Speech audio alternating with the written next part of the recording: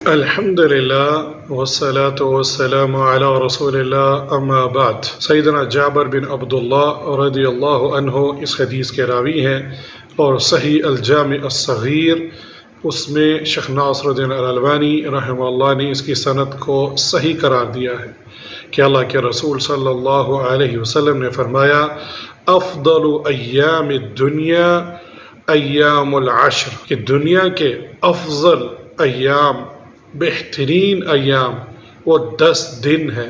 وہ کون سا 10 دن ہے؟ ذوالحجہ کے ابتدائی دن۔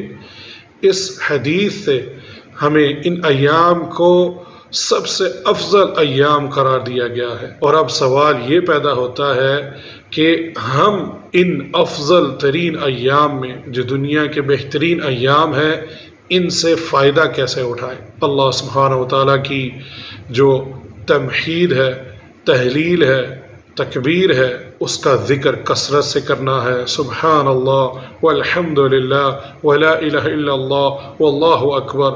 تو تکبیرات ہمیں بلند کرنی ہے، اور اس کے ساتھ ساتھ نیک اعمال ہم جتنے کر سکیں وہ اس کو غنیمت جانیں۔ ان اوقات کو کثرت سے نیک اعمال کیجیے۔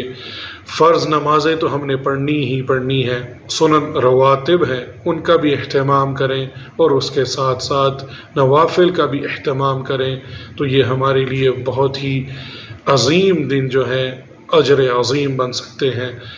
روزہ، صدقہ، خیرات، اس کا بھی اہتمام کیجیے۔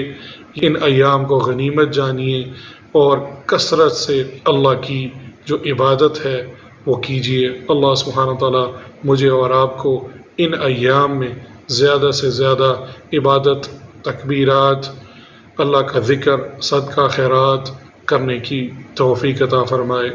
آمین۔